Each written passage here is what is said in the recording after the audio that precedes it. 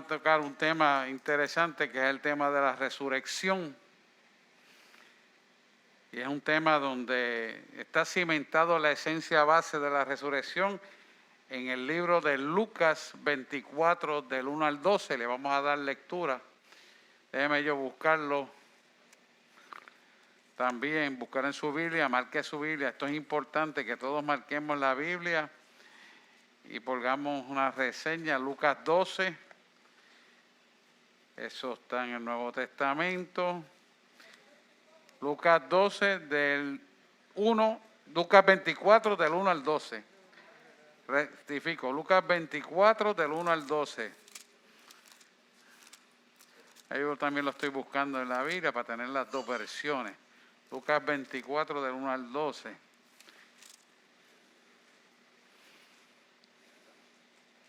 Interesante, porque esto es un relato muy importante. Mire, la resurrección es la esencia base del poder de nosotros como cristianos.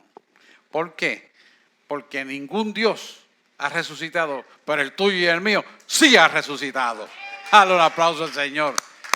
Ni Mahoma, ni Lao Tse, ni ninguno de esos dioses ha resucitado, pero el nuestro sí. ¿Quién vive? Cristo, porque resucitó. Si seguimos a su nombre, gloria por ahí para abajo, pero vamos a entrar en materia, porque yo quiero que usted se empodere del poder de la resurrección. La iglesia neotestamentaria, y esto lo tengo que decir para que usted tenga bien claro, basa su poder en la esencia del poder de la resurrección. ¿Por qué? Porque cuando Él se va, resucita, vive 40 días en la tierra, y Él se va, dice, es necesario que yo me vaya y envíe otro consolador. O sea que si Él no hubiera resucitado y hubiera demostrado viviendo 40 días entre los hombres, que estaba vivo, entonces el poder de la resurrección no hubiera podido quedar demostrado. Pero Él lo demostró viviendo 40 días y también delante de los discípulos se fue. Y los discípulos se quedaron mirando y el ángel le dice, ¿a quién veis? ¿A quién buscáis? El que fue también volverá. Por eso es importante que usted entienda en la narración de la Biblia en el sentido profundo de que es una convicción de fe para que podamos vivir la vida abundante por lo cual Él pagó el precio en la cruz del Calvario. Así que quiero que leamos esto con detenimiento y sin prisa para poder visualizar lo que nos está diciendo. Yo allí tengo la Reina Valera y aquí tengo la King James para que tengamos las dos versiones más certificadas o más parecidas al original. Amén. Dice, cuando era, dice, el primer día de la semana, muy de mañana, vinieron al sepulcro trayendo las especies aromáticas que habían preparado y algunas otras mujeres con ellas. Fíjese qué interesante que Lucas comienza el relato el primer día, ¿verdad? Y ese relato es importante porque cuando ellas van con especies aromáticas, quiere decir que ellas no esperaban que Cristo hubiera resucitado. Fueron preparadas ¿para qué? Para preparar un cadáver, para ponerle especies aromáticas, porque en aquel entonces el cadáver no se preparaba como en la funeraria, que se le saca toda la sangre y entonces queda el esqueleto sólido y se le mete en las venas formalina, ¿verdad? Que es formol con agua, se llama formalina. Y eso pues prepara el cadáver. En aquel entonces se envolvía el cadáver y se le ponía especies aromáticas que se derramaban en la tela que envolvía el cadáver. Y ya fueron preparadas para eso. Esto es muy interesante porque nos denota que ellas pues no esperaban al Cristo resucitado. Así que cuando rueda la piedra, que en la historia dice que aproximadamente pesaba unas 100 libras. Vamos a seguir porque no quiero adelantarme, para que usted vea lo interesante que es esto.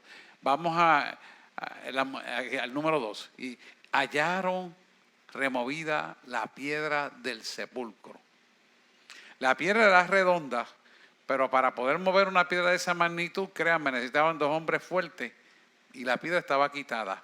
Pero fíjese que es interesante que esa Herodes había mandado una custodia de guardias a que esa tumba nadie la tocara.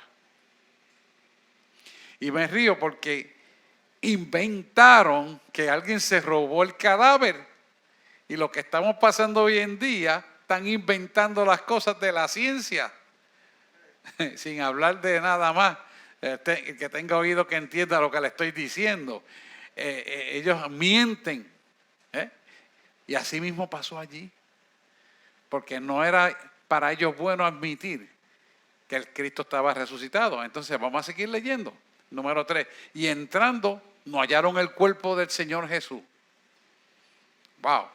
Pero hay algo interesante. Aconteció que estando ellas perplejas por esto, he aquí que se pararon junto a ellas 2 varones con vestiduras resplandecientes. O sea que vinieron 2 ángeles. Número 5. Y como tuvieron temor, oye, no encontramos el cadáver de Jesús, dijeron ellas, y vinimos preparadas con especies. Y como tuvieron temor, bajaron el rostro en tierra. Wow, ¿qué pasó aquí? Y esos 2 ángeles le hicieron una pregunta muy importante. Les dijeron, ¿por qué buscáis los muertos al que vive? Fíjese, ¿qué buscáis entre los muertos al que vive? O sea, tú estás buscando entre los muertos al que vive. Tú estás buscando en tu vida pasada al que te revivió en la vida nueva. Tú estás pensando en el pasado de lo que me hicieron o dejaron de hacer o quizás me van a hacer el gobierno con lo que quiera hacer entre los vivos que es Cristo que está contigo. Porque para Cristo el futuro es historia. Amén. Él lo sabe todo. Entonces, ¿por qué digo esto? Porque el bioterrorismo que ha movido el mundo a hacer las cosas que los gobiernos quieren, se produce porque reviven los muertos del miedo y el Cristo que vive lo dejan muerto. ¿Me hago entender? ¿Por qué es eso? Porque no están viviendo la vida cristiana que tienen que vivir.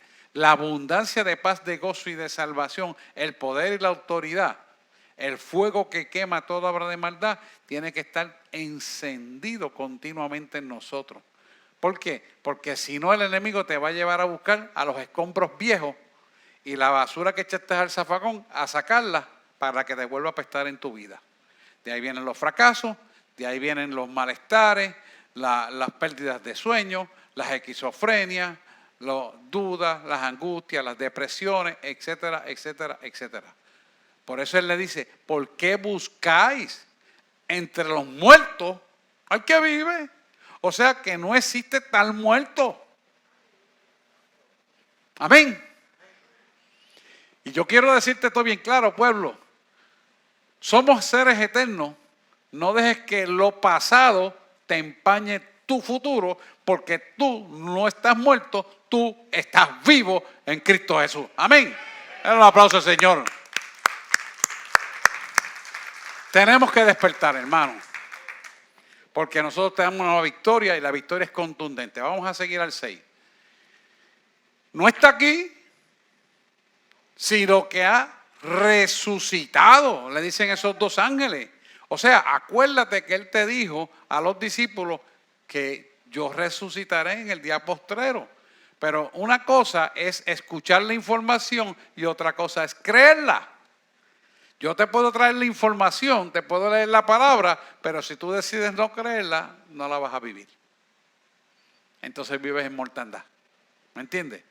Pero como esto aquí no pasa, amén. Esta iglesia vive la palabra, está viva. Y esto es importante, ¿por qué? Porque nosotros tenemos que mantenernos vivos en todo momento. No permitir que las circunstancias prevalecientes que rodean al mundo nos quiten la vida. No. Cada vez que nosotros nos llenamos de preocupación, ay, que me amenazaron con esto, que me dijeron aquello, que aquel me mandó una cosita por el teléfono, y al otro, no.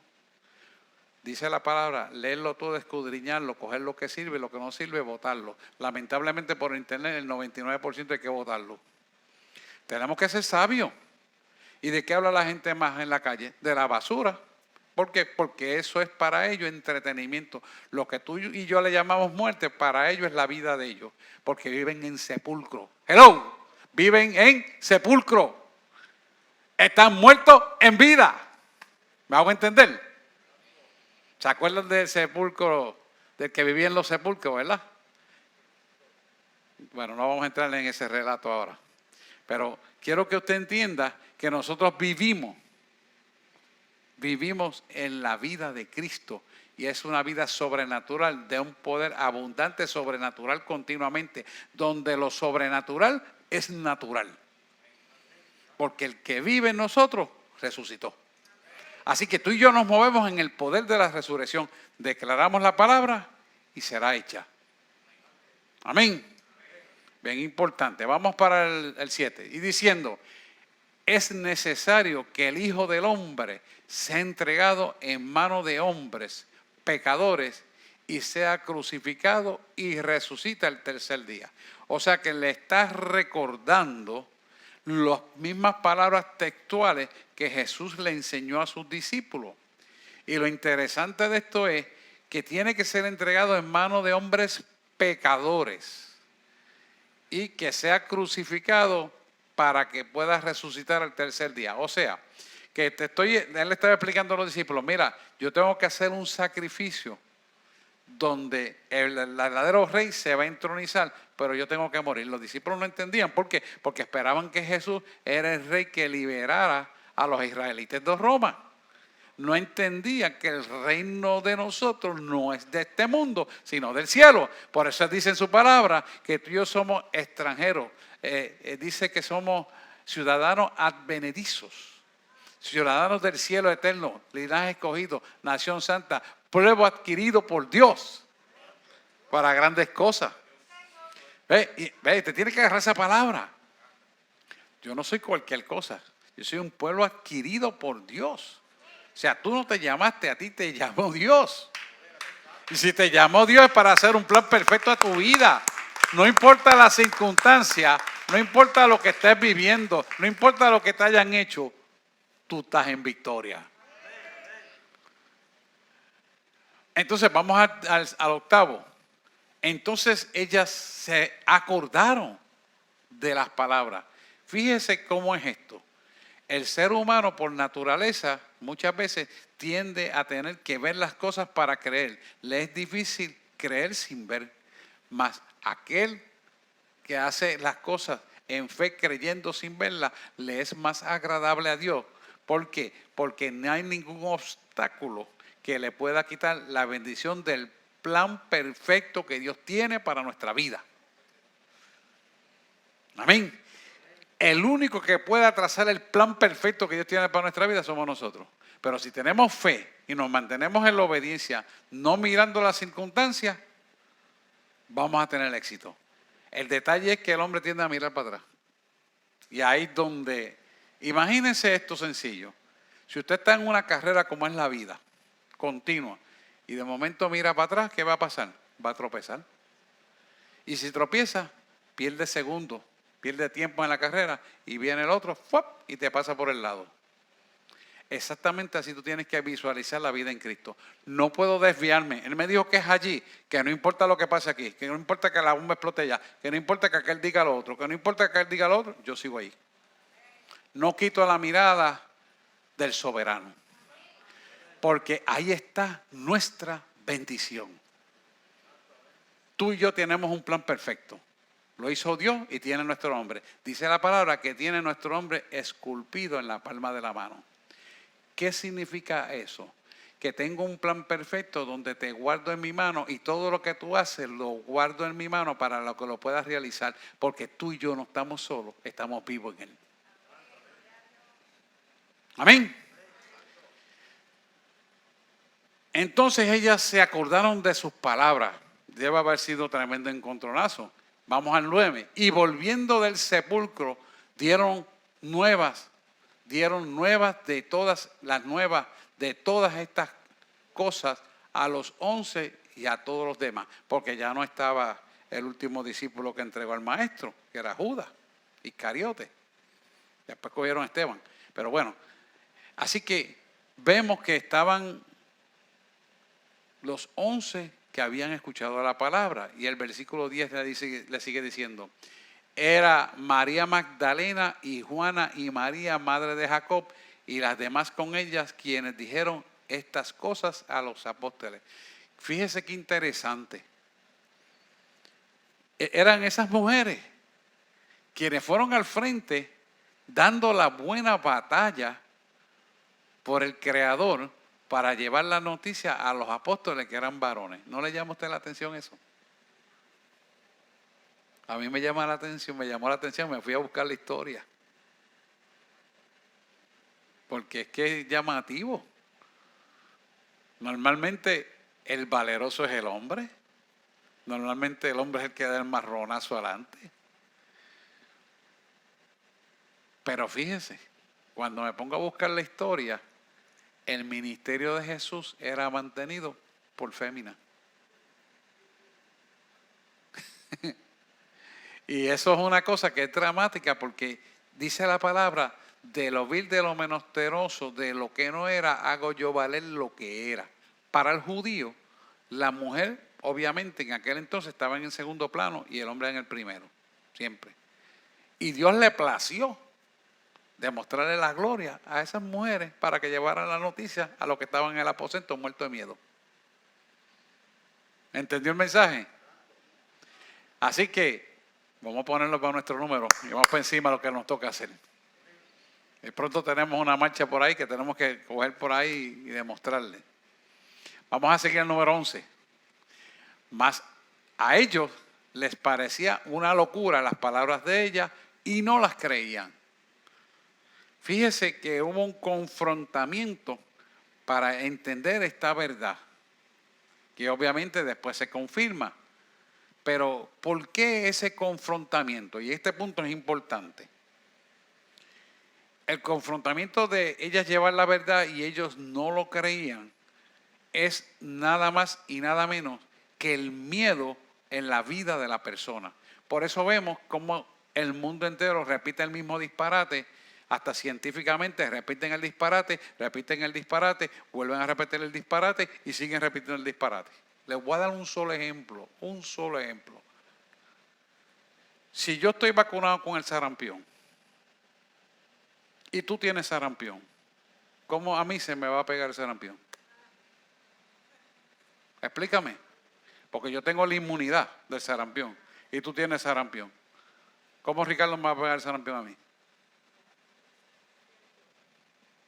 Entonces, ¿cómo es posible que si yo no me vacuno, el vacunado se puede infectar? Lo dejo ahí. Que tenga oído, oiga lo que el Espíritu le quiere decir. Entonces, ese disparate se repite tanto que la misma gente se cree el disparate. Eso es una técnica usada en el 1949, que la usaron los alemanes cuando 49 fue que entró Adolfo Hitler, más o menos por ahí. No recuerdo bien la historia, si me equivoco la fecha me corrige.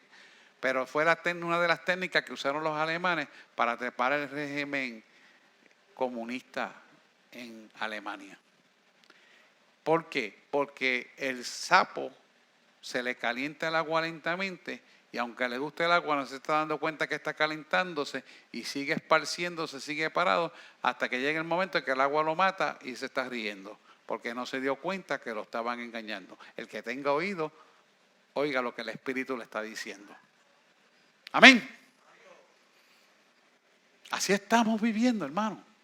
Por eso el bioterrorismo está tan poderoso en el mundo entero. Vamos al 12 para ver si podemos empezar. Pero levantándose Pedro, corrió al sepulcro. Espera, yo tengo que ir a ver. Y Pedro, como era avispado y violento, usted sabe, voy para el sepulcro. Y cuando miró dentro, sí, era un puertorriqueño cualquiera, olvídese, ese era latino, por lo menos era latino. La sangre latina tenía que coger.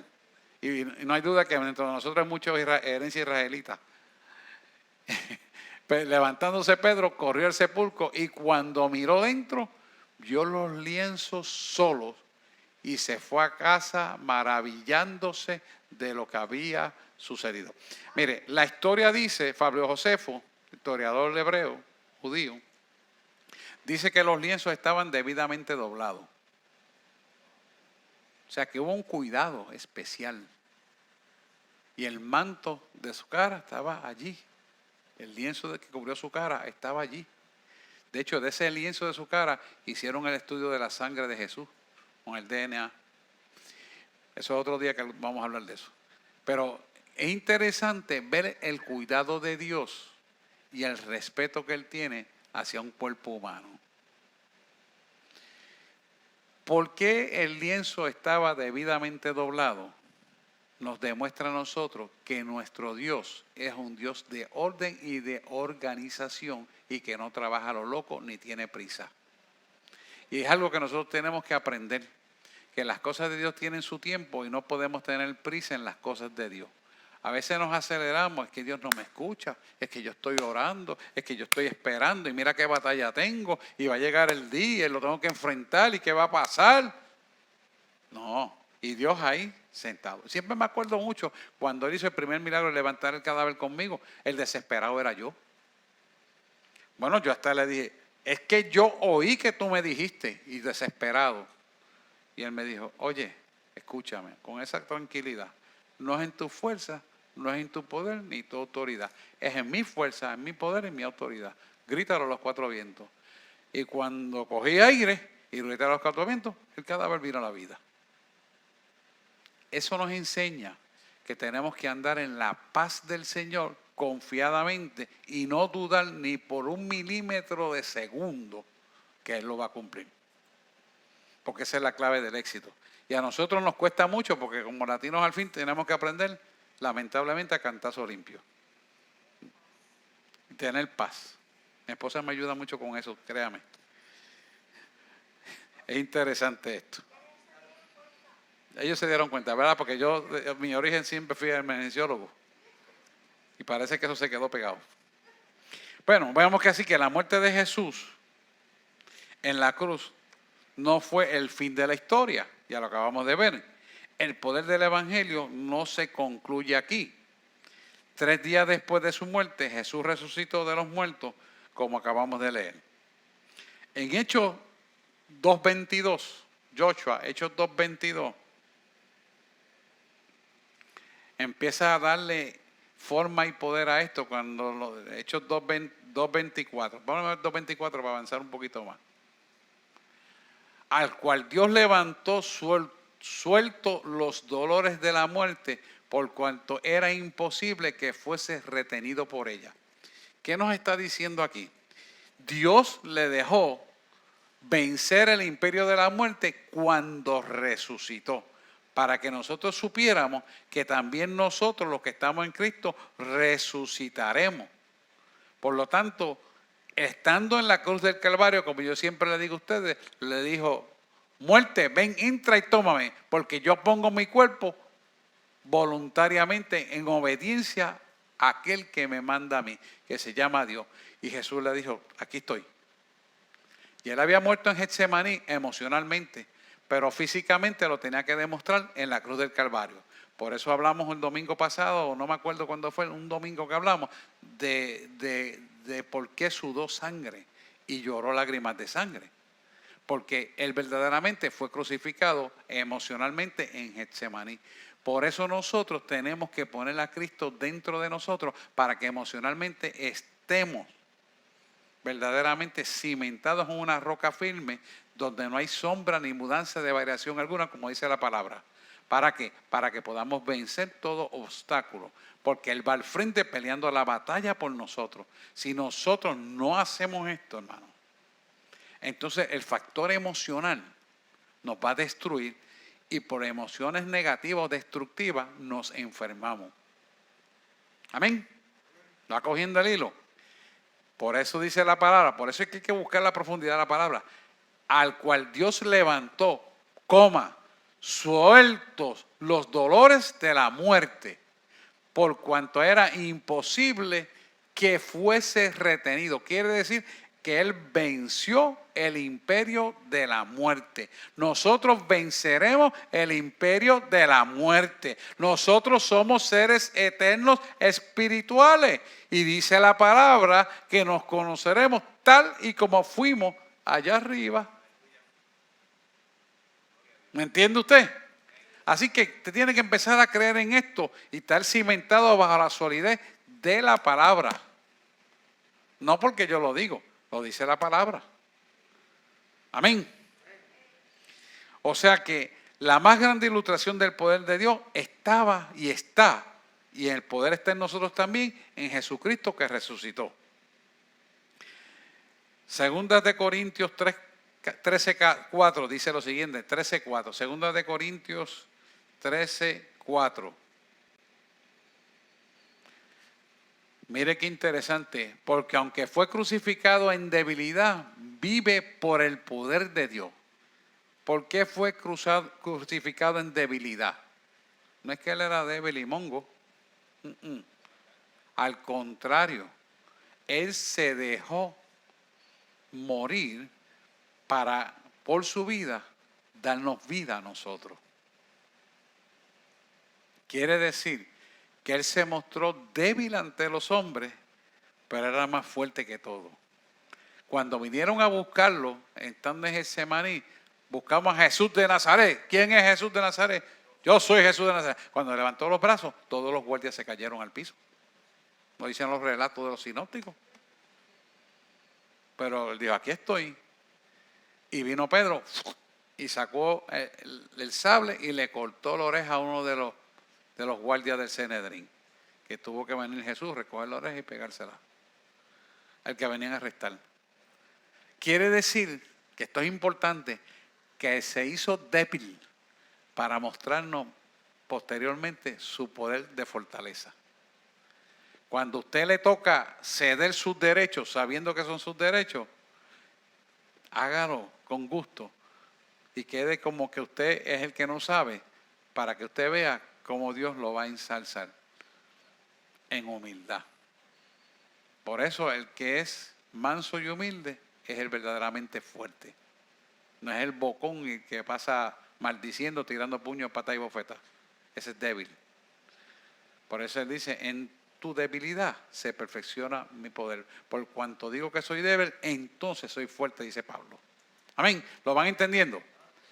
O sea, vive por el poder de Dios. Quiere decir que fue crucificado en debilidad, pero vive por el poder de Dios. Eso nos enseña que en nuestra debilidad, en obediencia a esta palabra, entonces somos fuertes. Amén. Lo ven ahí clarito, ¿verdad? Pues también nosotros somos débiles en Él. Ese Él debió ser en letra mayúscula, porque es Cristo. Pero viviremos con Él, otra vez en letra mayúscula, por el poder de Dios para con nosotros. Quiere decir que el poder de Dios está en nosotros cuando lo ponemos Él al frente de todo lo que hacemos. Entonces somos fuertes. Muy importante. ¿Por qué? Porque fíjate que aquí Él pudo haber usado la palabra de poder, pero no usó el poder, usó debilidad. Pero entonces dice que en esa debilidad Él vive, y al vivir Él, que es todopoderoso, entonces el poder radica en nosotros. Por cuanto digo que soy débil, entonces soy fuerte. ¿Se ve eso? Pues hay un micrófono por ahí para que quiera preguntar. Y los que están en internet pueden preguntar también. Vamos a buscar Romanos para cimentar esto más claro. Vamos a terminar esto. Vamos al 5 y después vamos a Romanos 8:11. Examinaos a vosotros mismos si estáis en la fe, punto y coma, probaos a vosotros mismos. O sea, que nosotros mismos, gracias Jan, nos certifiquemos si estamos caminando en la fe, o estamos caminando en nuestro intelecto, o estamos caminando en nuestros impulsos, o nos estamos llamando nosotros mismos a hacer las cosas. Porque eso pasa. Y esto es bien importante, porque hay mucha gente haciendo cosas, pero como yo le pregunté a un pastor, ¿es eso lo que Dios te mandó a hacer? No, pero tú sabes que esto es lo que se manda porque eso se ve bien. Ah, se ve bien. Pero eso no responde a la pregunta. La pregunta es si Dios te mandó a hacer eso. Pues chicos, tú supieras que yo no lo he consultado. Yo digo, pues por algo Dios quiere que te lo pregunte. Y ahí es donde entran las cosas. ¿Por qué? Porque la lógica humana te puede decir muchas cosas que pueden ser buenas, pero no exactamente es lo que quiere que tú hagas. Entonces, la tendencia humanística es a resolver lo que Dios no te mandó a resolver, y te estancas tú en tu crecimiento por estar mirando lo que te parece lógico y sensato hacer y no te estás llenando de lo que Dios quiere que tú hagas. ¿Me hago explicar? La iglesia pasa mucho por eso. Y pastores. Y yo me vigilo para no cometer esos errores. ¿Por qué? Porque ninguno somos perfectos. Pero esto es importante que esta palabra la atesoremos. Fíjate cómo pregunta. ¿O no os conocéis a vosotros mismos que Jesús está en vosotros a menos que estéis reprobados? Fíjate que te llama a una reflexión. No os conocéis a vosotros mismos que Jesús está en vosotros. O sea, si Él está contigo, tú no reconoces que Él está contigo para tú preguntarle si eso es lo que tú quieres que Él te quiere que tú hagas. Pero, oiga lo que el Espíritu está hablando. Nos está enseñando que le consultemos a Él todo. ¿Sabe por qué Israel tiene que pasar en la guerra del Salmo 83, que está a punto de dispararse? Porque el gobierno que escogió, que sacó a Benjamín Netanyahu, no lo consultaron a él. Y por eso dice la palabra, porque no me consultaron a mí, me dieron la espalda. Israel va a tener que pasar por la apretura de Jacob, que es la gran tribulación. Y la antesala de que eso ocurra es el Salmo 83, que está a punto de ocurrir. Ahora mismo la guerra del Salmo 83 empezó. Tuvieron unos días peleando, vino una falsa paz. Pero está a punto de desatarse ya, ley de nada, y lo han proclamado que eso viene. ¿Por qué es eso? Porque no consultó el gobierno israelita a Dios. Lo dice la palabra en Osea. Entonces, cuando usted se da cuenta de esto, dice, wow, yo estoy haciendo lo mismo y no me doy cuenta. Y despierto. Mire, hay veces que yo preparo una predicación que digo, esto está precioso, pero el Señor me dice, no, eso no es lo que quiero es esto. Y me lleva para otro lado en la Biblia. Porque uno cuando lee la Biblia tiene yo no sé si a usted le pasa, pero a mí me gustan unos pasajes más que otros y como que me enamoro de ellos. Y como que me paso pensando en ellos, un enamoramiento de eso que uno le da. Entonces, coge el profeta Elías y dale con el profeta Elías, coge Eliseo y te gusta. Pero no, yo quiero que prediques esto.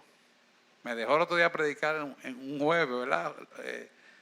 Robert, un jueves fue de Eliseo, una predicación en el Espíritu bien linda. Y quisiera verla, yo creo que no se grabó. Pero son cosas que pasan. ¿Y por qué? Porque el Espíritu te guía a lo que tú tienes que hacer, no lo que tú quieres hacer, no lo que a ti te gustaría hacer. ¿Por qué? Porque tú y yo no sabemos el plan de Dios, pero Dios sabe el plan. Por eso tenemos que guiarnos por Él. Dios sabe si se va a caer el semáforo allá afuera o no se va a caer. Si se va a caer una hoja, Él lo sabe. No se cae una hoja al piso si Él no lo sabe primero. Entonces, ¿quién soy yo para querer imponer mi criterio? ¿Me hago entender? Por eso la pregunta es importante. ¿O no os conocéis a vosotros mismos que Jesucristo está en vosotros? A menos que estéis reprobados. Quiere decir, o sea, que si tú no me estás obedeciendo, quiere decir que tú no estás aprobado como obrero. Amén. Fíjese lo que dice esta palabra. Es fuerte la palabra, pero exacta. Vamos hasta el 6. Mas espero que conoceréis que nosotros no estamos reprobados. Quiere decir, nosotros, y yo declaro esa palabra para la iglesia, la voz del Espíritu Santo, no estamos reprobados. Porque consultamos a Dios y hacemos la voluntad de Dios. No la voluntad que yo quiero, no la voluntad que quiere el otro, sino lo que Dios dice que hay que hacer. Y hay que tener mucho cuidado, porque la voz de Satanás y la voz de Dios se parecen. Hay que tener cuidado. Por eso hay que llevarlo todo a la palabra. Aquí hay que filtrarlo todo. Porque me siento bien haciendo esto, no quiere decir que eso sea lo que Dios quiere. Puede ser que no sea y se parezca. La pastora tiene un refrán que dice, la diferencia entre lo que es urgente y lo que es primero. Y eso es interesante porque lo que es primero y urgente se tiende a confundir. ¿Y tú sabes quién va a diferenciar entre lo que es primero y urgente? La voz de Dios. Porque no todo lo urgente es primero y no todo lo primero es urgente. Amén. Así que Dios sabe el plan. No somos nosotros quienes lo sabemos. Ahora quiero ir a Romanos 8:11. Y no todo lo urgente es prioridad, dicho de otra manera. Ella tiene su idioma también, ¿ves? Es lo mismo. Muy bien, gracias. Romanos 8:11 dice, y si el espíritu de aquel que levantó de los muertos a Jesús mora en vosotros, el que levantó de los muertos a Cristo Jesús vivificará también vuestros cuerpos mortales por el espíritu que mora en nosotros. Ahí está la certificación de que nosotros vamos a ser levantados. En Tesalonicenses explica claramente que los muertos en Cristo resucitan primero y luego nosotros. Pero lo que va a pasar aquí es que nosotros nos vamos vivos para el cielo porque va a venir el sonar de la trompeta y la iglesia neotestamentaria que ha creído en esta palabra será levantada. Amén. Es interesante entender esto porque tiene que ser parte del dogma de fe de cada uno de nosotros.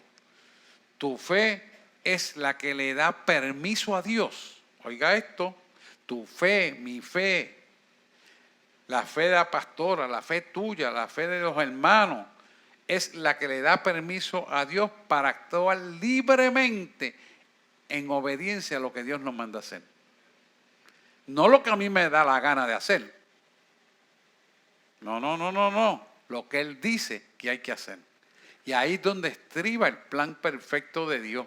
Nosotros tenemos que aprender a caminar en la voluntad de Dios.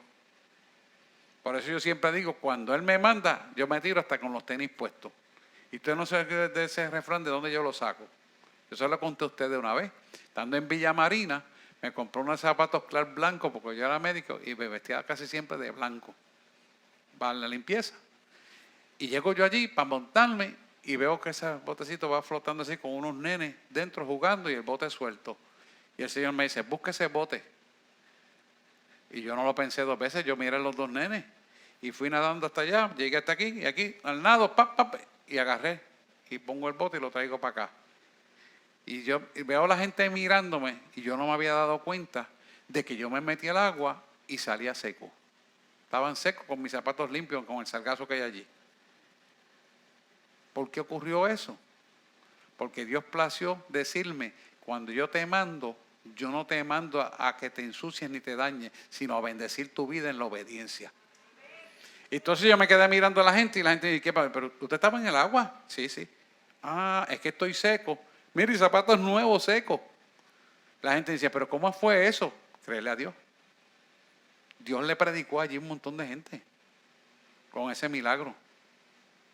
Y me fui. Por eso yo le digo que cuando me manda, hasta con los tenis puestos me voy. Ahora usted ve por qué yo le digo eso. Interesante ver esto, dice, el que levantó de los muertos a Cristo vivificará también vuestros cuerpos mortales por su espíritu que mora en nosotros. Y esto es bien importante y con esto vamos al próximo principio. Que nosotros conservemos esa relación íntima con Dios, que es el Espíritu Santo, para que esté vivificándonos todos los momentos de nuestra vida. Que el fuego de su santidad, como dice el libro de Escataclini, vamos a ver si lo traemos, eres amigo mío, el fuego de su santidad, viva en nosotros. Viva en nosotros. Porque si nosotros buscamos ese fuego, hermano, créame que ese fuego es poderoso Y eso está para todo aquel que le busque en espíritu y en verdad. Eso no está para unos y para otros. No, no, hermano. El que le busque. Es más, Él me bautizó a mí en fuego cuando ni siquiera yo soñaba con ser pastor. Imagínese usted. Yo era un rookie, empezando. Yo creo que tendría como ni un año en el Evangelio. Y ese libro de su santidad, el fuego de su santidad, me llevó a esa textura del fuego de Dios. Bautismo en fuego. Interesante. Y eso está para usted. Así que se lo estoy dando como una clave para que usted agarre el fuego de su santidad y lo devore y usted verá el resultado. Se lo garantizo. Porque no fue Sergio Cataclini que lo escribió, fue Dios a través de él. Yo lo conocí personalmente y compartí unos días que estuve aquí en Puerto Rico. Él es argentino.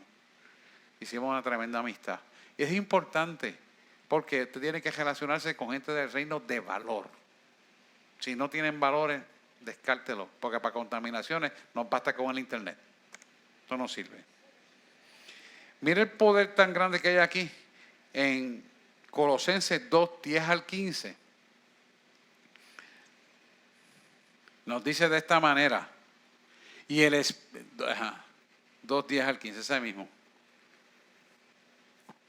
Les leo ahora. Búsquenlo en su Biblia, márquelo por ahí. El libro de Colosenses es exquisito. Es el libro de la justificación, ¿no? Tiene que saberse ese libro. Tiene que leerlo y vivirlo. Mire, y vosotros estáis completos en Él, que es la cabeza de todo principado y potestad. ¿Qué nos quiere decir eso? O sea, que Él es la cabeza de todo lo que existe. Por Él y de Él y para Él es todo lo que existe. Vamos al 11.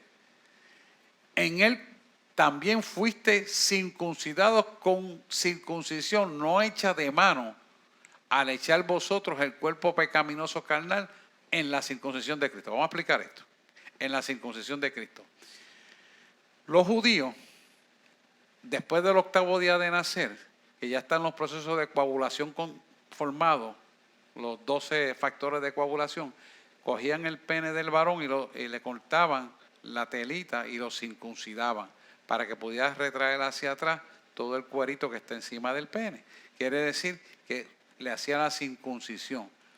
En el nuevo y mejor pacto que vivimos en Cristo, la circuncisión de nosotros no es hecha no por manos de hombre, aquella era hecha por manos de hombre. Ahora es a nivel almático en nosotros cuando venimos a Cristo. Y dice, al echar vosotros el cuerpo pecaminoso carnal, es decir, dejamos la carnalidad para convertirnos en cuerpos espirituales vivientes. Entonces la circuncisión es almática porque Cristo a nosotros es el que nos circuncida. Quiere decir, quita el pecado, quita el orgullo, quita el intelecto, quita las dolencias, quita las enfermedades, quita el yo hago, el yo ese, yo hice aquello, te quita todo, la basura carnal que arrastramos desde el nacimiento hasta la actualidad que nos convertimos a Cristo. Quiere decir que sufrimos una circuncisión almática de autoridad y poder. Ya viene la pastora, dígala por ahí. Están preguntando por internet, Aileen Mateo. Ajá. ¿Se hizo débil para que se manifestara su carácter como humano? No, todo lo contrario. Se hizo débil para que el carácter espiritual de Cristo se formara en él y pudiera manifestarse al revés. Porque cuando soy débil, entonces soy fuerte. ¿Y por qué es fuerte? Porque Dios pelea la batalla por mí. Buena la pregunta, muy buena la aclaración. Y me gusta así que escriban, porque así es que podemos todos aprender. Yo aprendo de usted, usted aprende de mí. Amén. Muy buena la pregunta, excelente. Yo estoy seguro que ustedes podían haberse preguntado eso. Pregúntenme en confianza, porque así tenemos que hacer.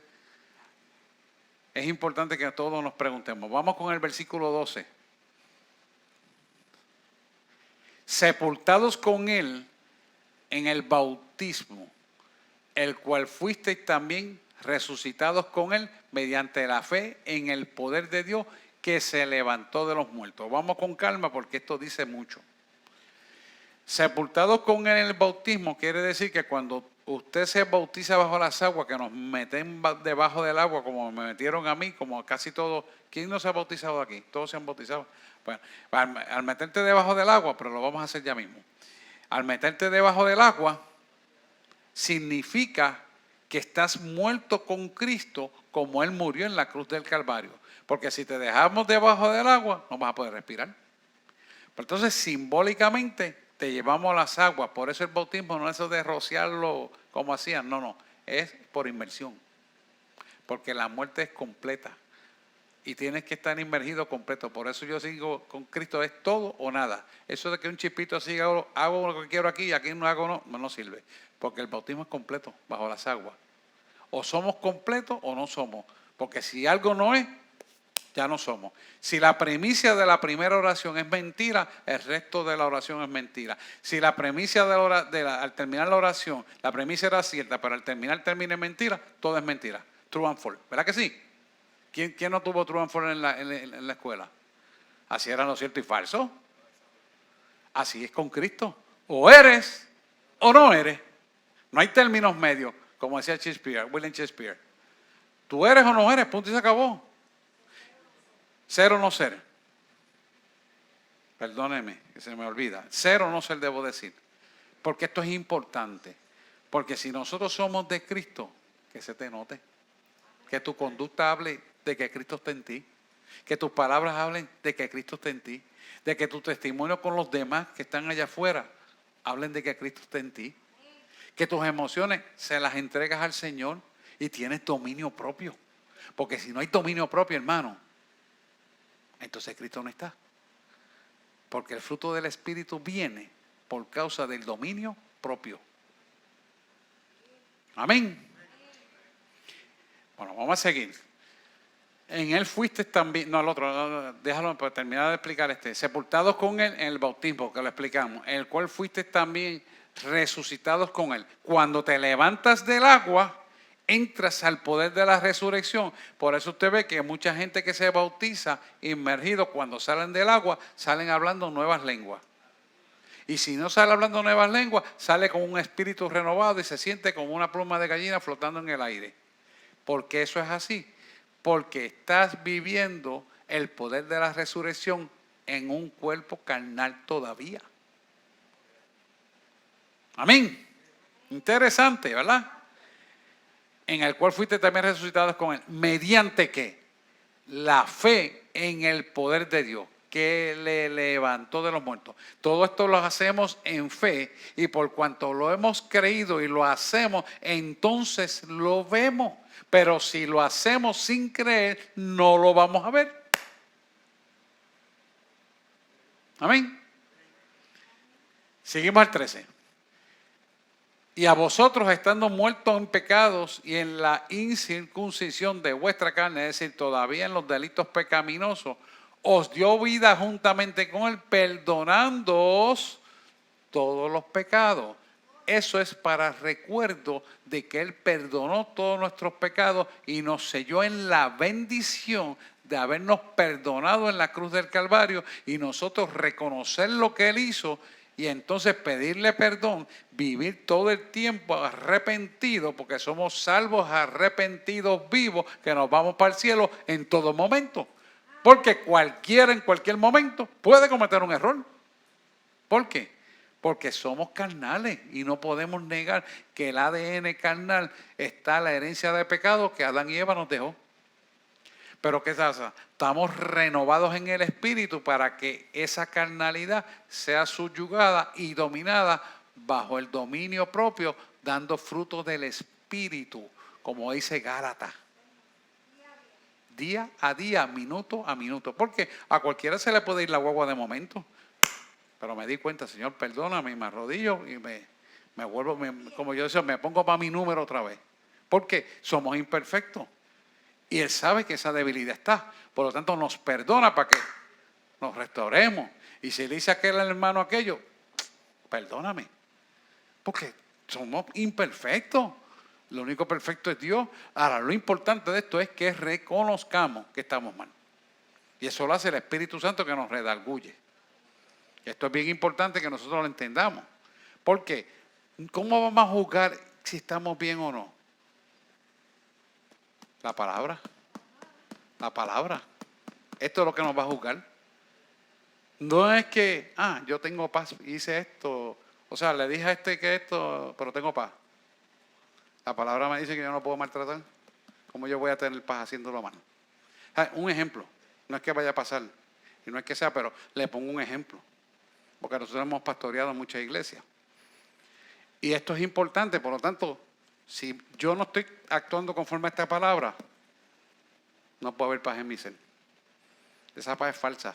Hay que chequear quién está metiendo la paz ahí, porque Dios no está. Si no, entonces la palabra sería mentirosa. Amén. Cójalo de ejemplo, porque estamos en apostasía, estas cosas van a estar pasando. Ande listo. Pues dice Pablo que el que esté bien vele y no caiga. Y hay que estar firme, andar derechito, como dice la pastora. Y entonces dice, en pecados y en la incircuncisión de vuestra carne, os dio vida juntamente con él, perdonándoos todos nuestros pecados. O sea que si él perdonó todos nuestros pecados, al hermanito, la hermana, la esposa, la hija, la tía, la afuera, la suegrita, como decía el judío que traje aquella vez, David Diamond, era loco con la suegrita. Hay que perdonarla. Hay que perdonarla. ¿Por qué hay que perdonarla? Porque a ti se te perdonaron todos los pecados. Y si a ti se te perdonaron todos tus pecados, ¿quién eres tú para no perdonar a nadie? Alaba. Como dice Gigi. Alábalo si puede. Vamos al 14. Anulando el acta de los decretos que había contra nosotros, que nos era contraria, quitándola en medio y clavándola en la cruz. ¿Cuál era el acta de decretos que era contraria y que no podía vencer el hombre? La muerte. El imperio de la muerte, yo le llamo. Y lo venció en la cruz del Calvario. Por eso era necesario que Él muriera para que nosotros tuviéramos vida eterna en Él. Aleluya. Dale un aplauso al Señor, claro que sí. Vamos al 15, el tiempo se nos va corriendo. Y despojando los principados y las potestades, los exhibió públicamente, triunfando sobre ellos en la cruz. Esa palabra yo se lo digo en la liberación mucho a la gente. Porque Satanás sabe la palabra, pero cuando usted se la dice con poder y autoridad, él sabe que eso es verdad y se va más rápido que ligero. A veces abandona el cuerpo del pecado que está maltratando a la persona antes de que ni siquiera empiece a orar. ¿Sabe por qué? No me va a preguntar por qué. Porque ellos no quieren recibir la orden que yo lo mande al abismo y se van para quedarse divagando por ahí. Y por eso se van del cuerpo de las vidas cuando vienen para liberación. Pero si ellos oyen la orden que yo lo he atado y reprendido y te vas al mismo abismo sin retorno, la orden se tiene que cumplir y antes de que reciban esa orden, te dejan la persona y se van. Si el espíritu es listo. ¿Hay alguien que no entiende este mecanismo? Para yo explicarlo. Por eso dice, oye, vine a la iglesia y se me fue todo lo que tenía. Me dolía el codo, el pie. Oye, estaba triste y cansado y se me fue. Porque sabe que si lo vas a reprender, le vas a dar la orden que él no quiere estar. Mientras que él se queda por allá divagando y cuando tú vuelves a hacer alguna fechoría que fue contra la palabra, él vuelve y toma lugar en tu cuerpo. ¿Me entendió? Esto es guerra espiritual, hermano. Eso es así. Por eso hay que tener cuidado lo que habla y lo que dice, lo que piensa y lo que hace. Hay que andar derechito. Vamos al 15, ya está el 15, okay.